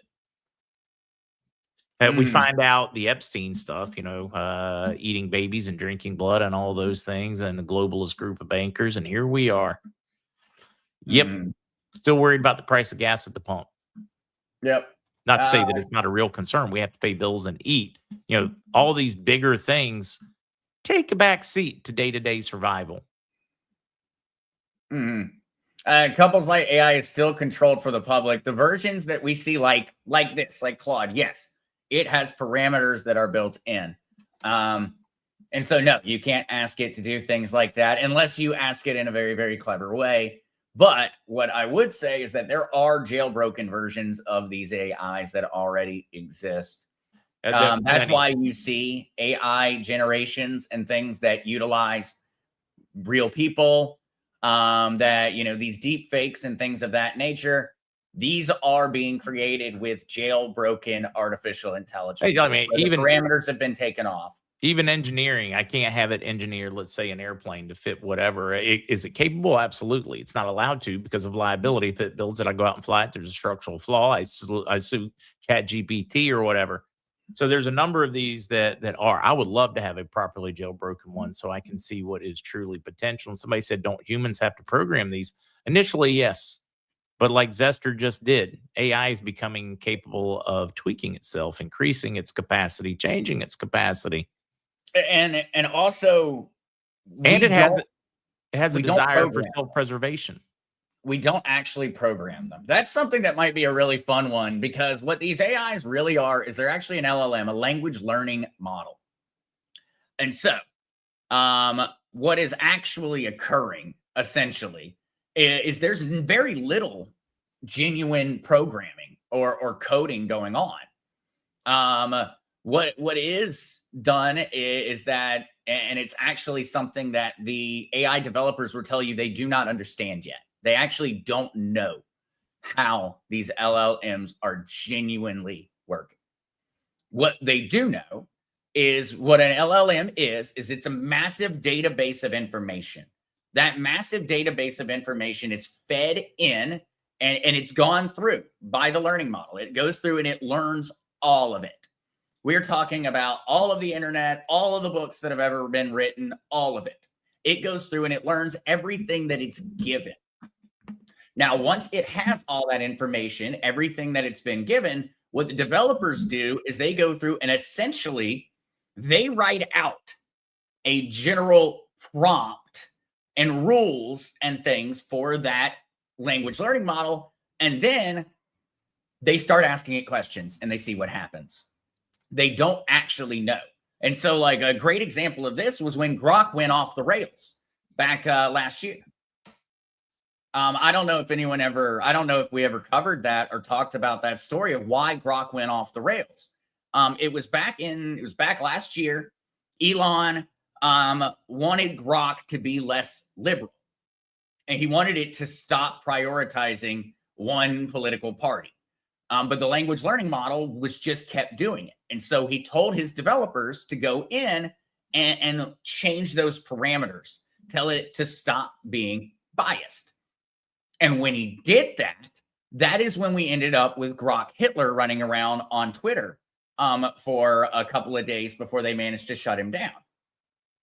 Because we do not genuinely understand how to direct these things. That's why we receive the models in the way that we do. We receive these models because they've taken them and they've asked it a buttload of questions and they said, hey, it looks like this one doesn't plan on trying to end the world. That is literally it. They do not actually know. Elon Musk does not know. Elon Musk's developers. That's why Elon Musk keeps warning us.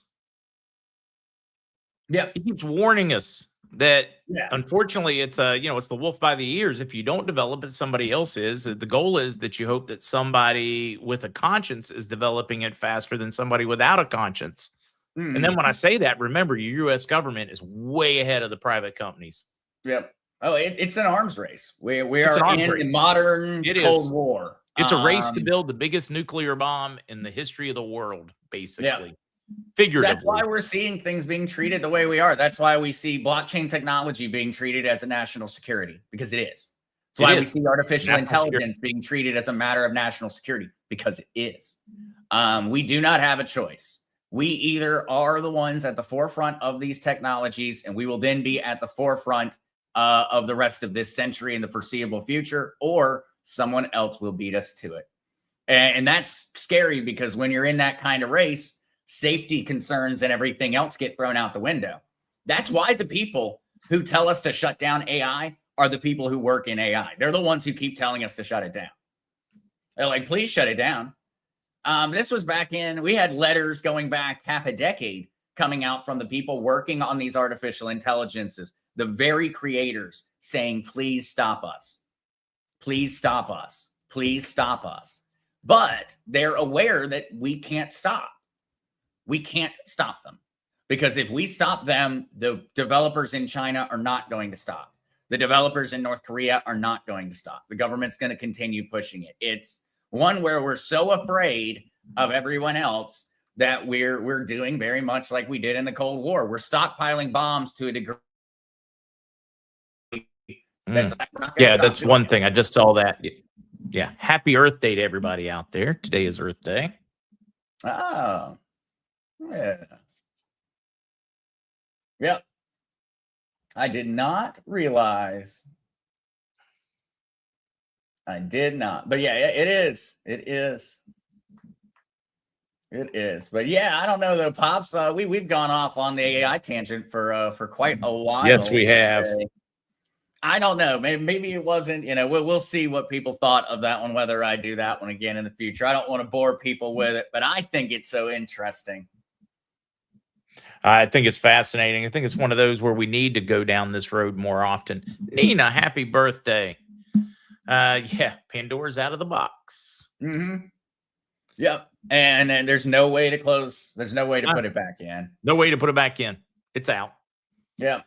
We've just got to figure out how we're all going to work with it. And look at it. We know it is. The Maduro operation was planned by Claude. This AI that you are watching me use, it planned the Maduro operation. We know that is an actual solid fact. It planned the entire thing. And so That And is the reason hey, that following that, Anthropic ended up getting kicked out of the US military contracts because Anthropic, the company behind Claude, said you cannot continue to use our artificial intelligence for war. And so what did the United States military do? It signed a multi-billion dollar, immediately signed hundreds of billions of dollars of contracts with OpenAI's ChatGPT. when it could have just paid for the pro version. But it immediately did. It immediately did. And so this is, it is military. Blockchain technology is going to be utilized for the encryption on military channels. These two technologies are literally going to be the future. They're going to alter our entire evolution to the degree to which they're going to influence society. I think society needs to start creating hundreds of arcs around the world, just knowledge centers, like whether they're underground bunkers with all of combined human knowledge and some seeds and things like that. As I watch what's going on in the world, I'm like, why is mankind not like investing in making certain? Maybe mankind didn't in the past, and it was pyramids and great buildings, and they did invest in the past in preserving knowledge, and we're just too dumb to figure it out. No, Bridging, yeah, just so that program could build our humanity programs. It could build the community center for everybody to get together. It could plan them all out. If you gave it a clear enough guidelines and framework, it would run them. Yes, it would. All right. I just see noticing the time. I think we need to call that one a wrap. Denise, you gonna put up that game? Yeah, if nothing else, can see if you can put it into Telegram over at VOF for them. Yeah, no, I will. Crabs, we discovered a new variety, new to us variety of crab. Yeah, the brucanas. We did. We caught a river crab. A river crab, but they look like a blue crab, but the markings are red. Hold on, see if I can get a better picture for you guys. See how his arms and legs are red instead of blue? Otherwise, he looks the same. Yeah. He looks the same body, same everything as an Atlantic blue crab, but all red. And what was, did we decide what that was? Nah, we never decided what that fish was. Let me hold it up longer, see if some of our locals or some of our Puerto Rican friends on here can tell us. Yeah, that mark right under its eye, I think, is probably the big giveaway because it's got like a lightning blue mark on both sides of its head that goes around that. Yeah. The crazy things down here are the weights behind it. It's not part of the fish. I've had when I showed it to somebody else, I go, oh my God, what is that weird? That's extra weights. Yeah. That's me being lazy and tossing an extra weight on it because the current was pulling my line. Oh, wow. I know total side thing here. Reflux Shield works, trying to get off 20 years of PPI use and doing a taper PPI every other day. 2 teaspoons after meal, free, possible acid bill. Yeah, use it. Pretty much free use. Keep it close at hand when you're transitioning. I went too hard, slow down, and easing myself back into it. But the body is a whole lot happier. I don't need. Before I got to the point where I had to shut down. I had to take an hour or so. My brain shut down, whether it was sleep, whether it was I was just done, didn't have enough energy. My energy level now, don't need it. I like it, but don't need it. No, yep. That is awesome. See, and it is tough. That is just so everybody knows, if you're coming off of the PPIs and you're on it, that is tough. It's tough. Because you are going through a withdrawal. Your acid essentially is going haywire. It's trying to go in turbo. Little, you're making too much. You're making too little. You're making too much. It doesn't know what to do. Your body doesn't know what to do. And so those are, and it can last 4 months. Just so y'all know, I know from myself going through. I did cold turkey. I flat cold turkeyed it, and yes, it absolutely was. It still took. Now, when it comes down to it, I use the Reflux Shield so much less than I used to. When I was going for those first month or so, I had to use it essentially after every meal and before going to bed. Now, I really just need to use it after a meal that's, a bunch of red sauce, pizza, a Or also sitting down for any meal, having a couple of beers, something like that is going to make your acid reflux pop. And so Very now I just know what. PPI It's is a proton proton pump pump inhibitor. inhibitor. Proton pump inhibitor, meaning it's an acid blocker, keeps Yeah. you from making the acid. Your body's trying, it wants to. Kind of like when he was telling you about the disease where if you don't get iodine, your thyroid's growing this big, trying to grab as much as it can. Yeah, your stomach and your body's trying to do the same thing to get the acid in there that it knows it needs, that you're denying it. Yeah, well, that makes me think there was Jeremy did an amazing job putting together this really cool article or blog, actually, I guess you could say, on that one. Let me try to find that real quick. Let me try to find that one real quick. You want to find that one, and I'll leave this podcast in your hands to shut down. Well, I was just I was going to go saying goodbye in just a second along with you, but that did make me think about it because we've got that yeah, actually very cool sitting right there.